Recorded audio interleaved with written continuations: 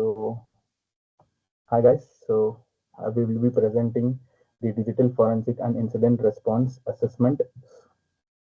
So, myself is Deekshit. So, I'll be presenting the task 1. So, if you can see the malicious Word document from the screenshot above, it clearly says that it was delivered to the driving solutions here. The attacker tries to do the social engineering attack by enabling the victim to click on the link which is provided, and also we can see the Jessica Jones zip, which is also attached to the mail which was sent to the driving solutions.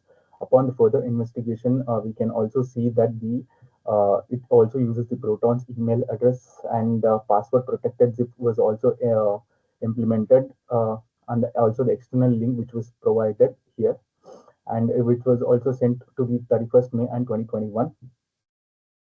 And this email is also clearly states that this is the initial entry point of an attack. So once the zip is opened, it is likely deserves a malicious Word document leading to the macro execution and also second stage payload delivery and potential system compromises or the data exfiltration.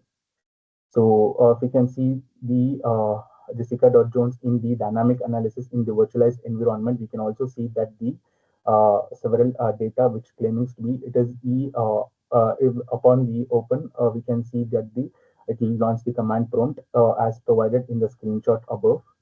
It can also contact the indicators of compromise SVC host exe. So here, upon the further investigation, we can also see the auto open ensures that it will be opening the document by the user, and the file cannot down the remote file is downloaded from so and so link saved will, and it also be saved as SVC host in the user temp folder. So fake error message will also be thrown into the user screen. A suspicious keyword, we can also see that shell, PowerShell download file and start process. So external link, as you can see, it is listed. So file indicators downloads as an SVC host and also will be saved. So interruption and risk level. So this macro provides an initial foothold for an attacker. So it also enables a remote code execution where an attacker can control the system from anywhere part of the world by providing the remote commands. So it can also exfiltrate the data, download more malware from the initial malware, and install persistent mechanisms. So if we can see upon the second bar.7z files in the virtualized environment, that is a dynamic analysis, we can also see that it is an executable file. It is no more a image file or a .jpg file. And upon uploading that file, the virus total, it has detected 31 security flags. If you can see the manual static analysis summary, the file was not no more an extra JPEG file. So it was acting only as a JPEG file, and it was in the Windows executable portable PEMS, the portable execution environment. It is not on image. So it is also compressed, which is technique to obfuscate the code and bypass the antivirus. So obfuscation is a technique where the code gets mutated whenever you try to extract the or read the code. So the use by using string commands, we can also see more and more information like what type of file, what is the functions doing inside the program. So the virus total reveals some of the flags tools.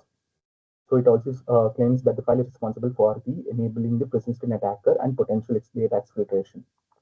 So remediation isolate the system from the environment for the further exfiltration, and terminations of the malicious process is mandatory and must should be done, and delete the dropped payload typically found in the temp.svc host.exe file and startup folder or the user locations, and check on the registry keys, perform all the system full scan by using some of the relevant tools, and reimage the system then and there itself. So the prevention, disable all the Office macros by default, which is all the .com files, and filter all the attachments or the zip files or the .zip or RAR files. Enable antivirus protections, which is provided by the Windows implementation application firewalls using the Windows App Locker, and train the users on the phishing emails and educate them, deploy EDR solutions. So this is the conclusion. So I'll be handing over the next task to one of my following colleagues.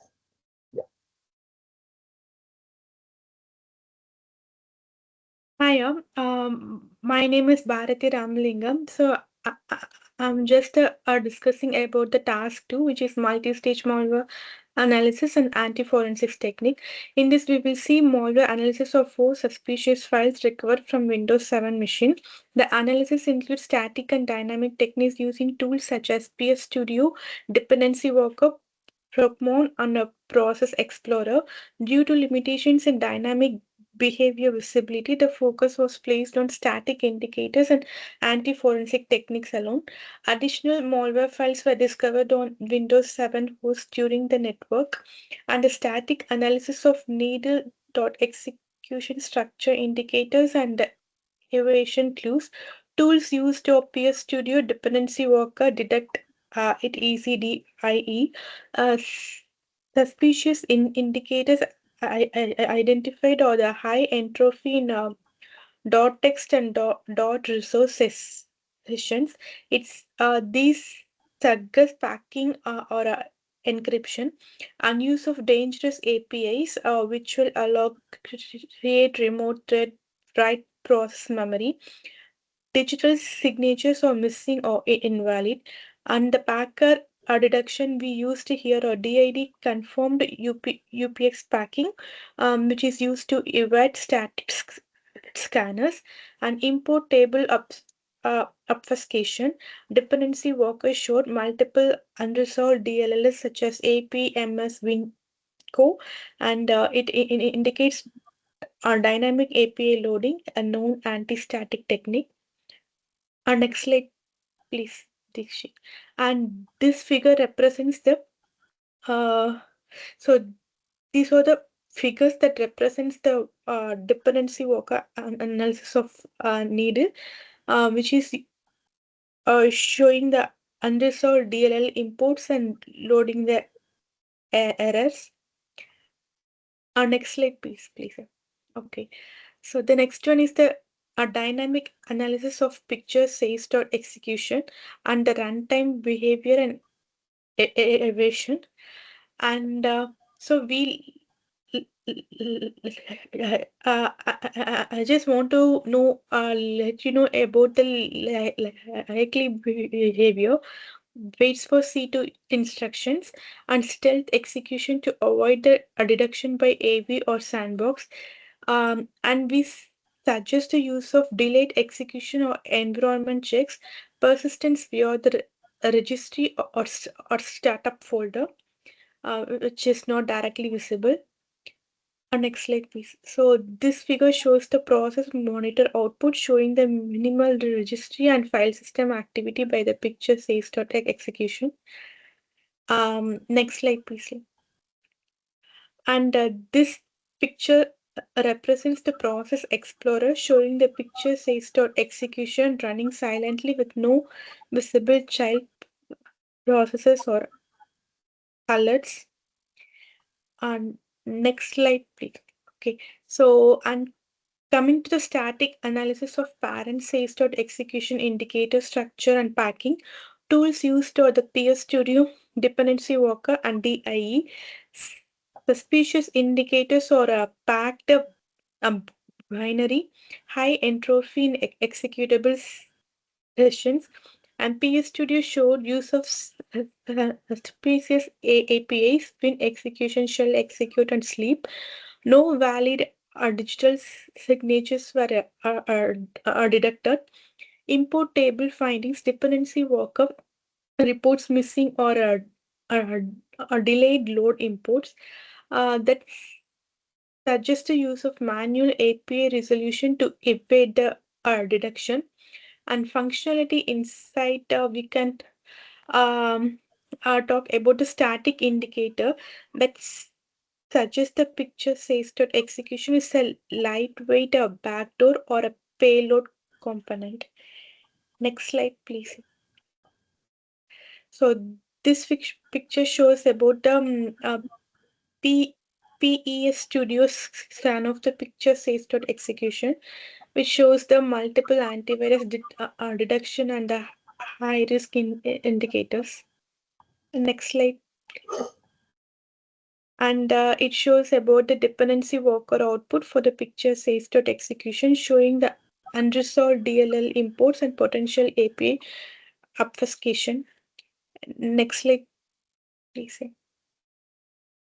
So, anti-forensics and anti-analysis techniques observed here are the UPX packing used to obscure the binary contents, and the high entropy in code sessions suggest encryption or obfuscation, and the minimal observable behavior in sandbox, possible VM, or the or, or delay evasion logic.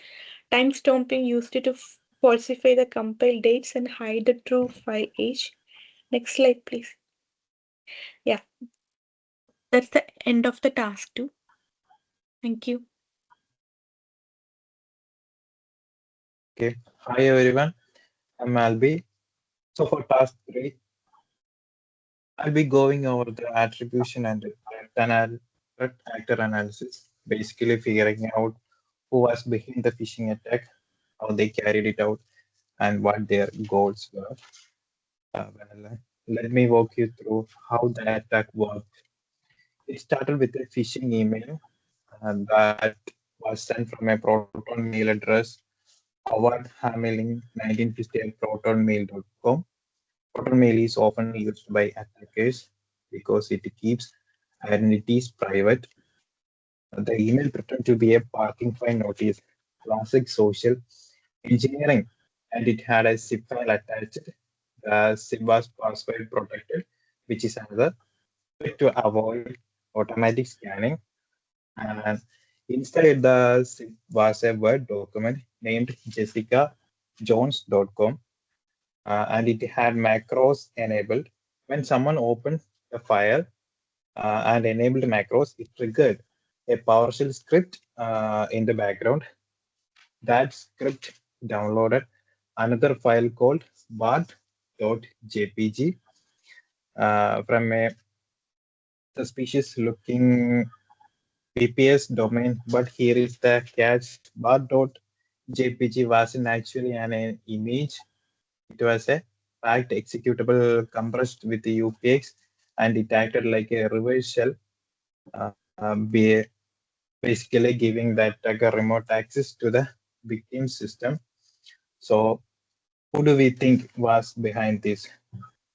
Based on what we found, uh, we are attributing this attack to an organized cybercrime group.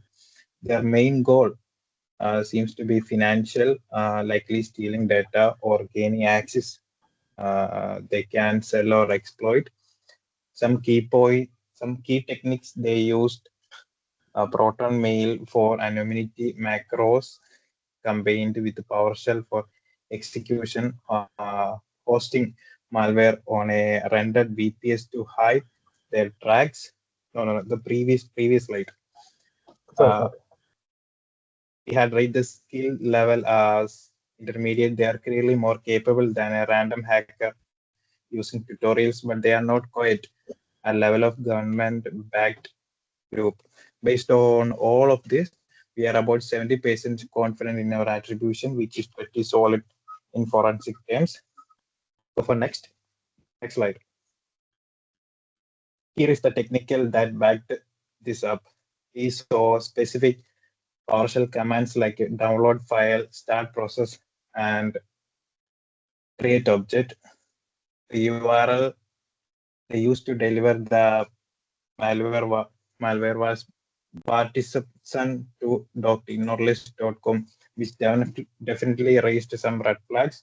Also, the file that got downloaded, even though it was named like an image, was a UPX packed PE32 executable. When we analyzed it through virus total, it was flagged by 4190 virus engines and identified as a part of Trojan or Netcat family, which is known for enabling remote access. Another thing is the executable ran from temp directory extension. That's a common trick attackers use to blend in with the system process and avoid detention. So next slide. Okay. So why does all of this matter? Well, this tells us that the attacker knew what they were doing.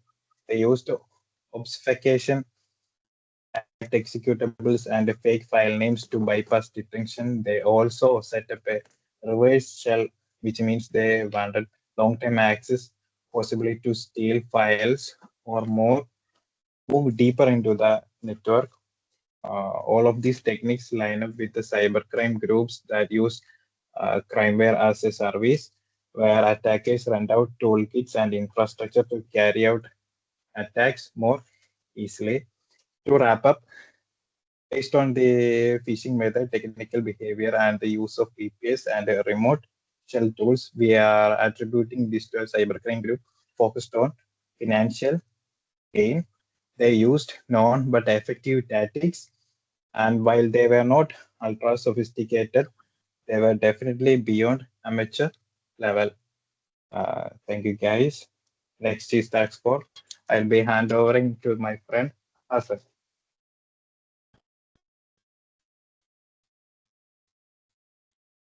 Hi, my name is Hassan Jahangir. I am just doing the task 4, and it depends on introduction and incidents response plan for driving solution and introduction. It's totally the security incident and driving solution demonstrate why companies need established protective security management, and we use some NIST guide of computer security incident like Scarfone, Grains, Manson 2012. So there are some phases we can pass to plan and based on NIST computer security incidents like following 4 core phases: preparation, detection and analysis, containment, eradication, recovery, post-incident activity, and then plan also outlines and phases. So in the phase 1, we establish an incident response team, assign roles to everyone: IT, legal, management, and external forensic, develop security policies like defense acceptable use by or guidelines, data handling, and incidents. Also, we make use some tools like antivirus, semi apply proactive techniques, read teams and versus blue teams, some regular vulnerabilities, and periodic threat hunting exercises in phase 1. So next slide. On phase 2, we detect and containment recovery. First, we detect and analysis use same tools: Splunk for centralized log collection and alerting, monitor for indicators and of companies IOC, unusual outbound traffic, suspicious file types like .exe, .com, and repeated failed logins which are not logged in properly, collect forensic evidence using tools like FTK, Imager, Volatility Framework, Memory, Zilla, imaging, and containment, eradication, recovery, immediate recovery action. So disconnected infected devices from the network and use EDR tools to eliminate malwares and apply patches and update vulnerabilities software. So for recovery, we restore from clean backup using VM, and monitor system post recovery for reinfection and notify ICO under GDPR if personal data was affected.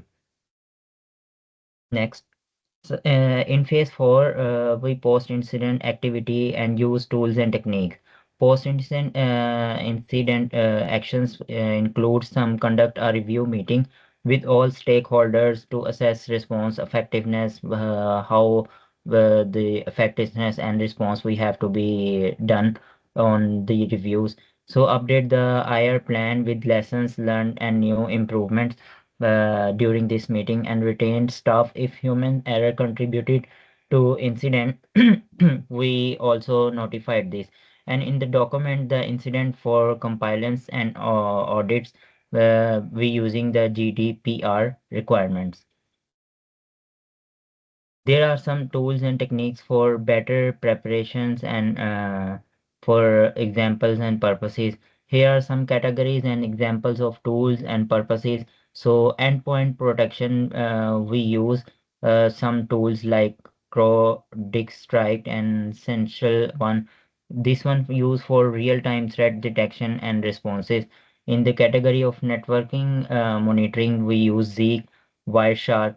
This used for detect anomalies and suspicious traffic on and then on the log management we use Splunk Graylog.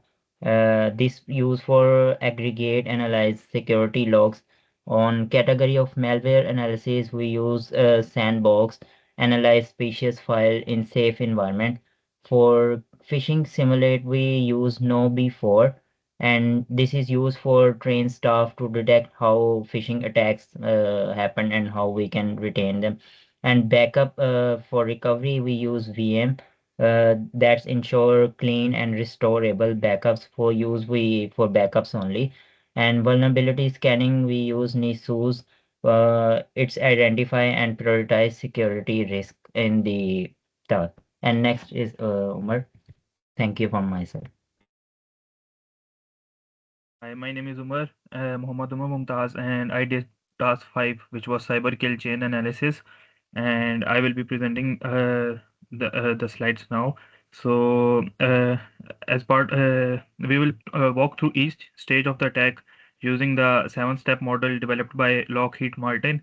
This framework helps us understand how the attacker gained access, what actions they took, and how we can better defend against such threats in the future. So let's walk through each stage of the kill chain. In the first step, which was reconnaissance, the attacker likely gathered information on Jessica, perhaps through leaked credentials or open source data, and crafted a believable email using a legal parking fine as a bait.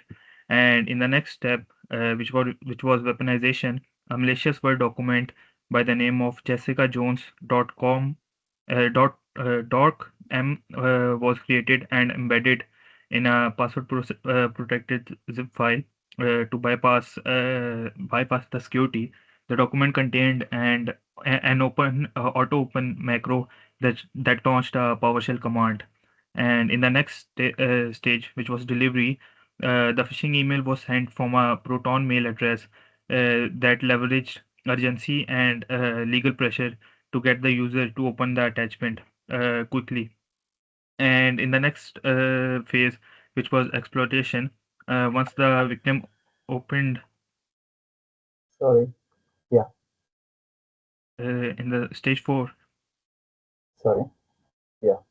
once the victim opened the doc m file and enabled macros, the malware executed automatically, and the PowerShell was used to download a second stage file, which was bart.jpg, which was disguised as an image, but was actually an executable .exe file. And in the next stage, which was installation, the file was saved as svchost.exe and in the temp folder and executed without the user's knowledge. Likely, it established precedence through the registry or startup folders. In the next stage, command and control, also C2, the fake image file opened a reverse shell connection to a VPS hosted domain. This allowed the attacker to remotely execute commands on the compromised machine. And in the last and actions on objective stage, the attacker uh, exfiltrated a significant amount of data, an estimated amount of 200 GB, suggesting that the goal of the hacker was data theft for financial gain. This aligns with a lot of organized cyber criminal behavior. So now in the next slide we will look where we could have stopped this attack. Firstly, at the delivery stage, if the victim had better email filtering or zip file sandboxing, and also even an antivirus scanning could have blocked the message. Also in exploitation stage, disabling macros by default would have stopped the macro from running. Also in installation stage, endpoint detection and response tools would have flagged the unusual use of PowerShell and the presence of an svc host.exe, which was outside System 32. And also in control stage or C2 stage, monitoring for unusual outbound network traffic to unknown domains could have revealed the reverse shell connection. By breaking the chain at any point, we could have stopped the attack before major damage would have occurred. Also, so in conclusion, this phishing attack. Next slide, please, Dikshit. And that's it. So last conclusion. In conclusion, the phishing attack followed all the 7 stages of the cyber kill chain, from initial recon to data exfiltration. By mapping this attack, this way we can create a clear timeline of attackers action. We can also create an insight into where the defenses failed, and also a guide for improving future prevention and detection. This reinforces why organizations need layered defenses and a proactive monitoring to disrupt threats early. Thank you. Thank you, guys.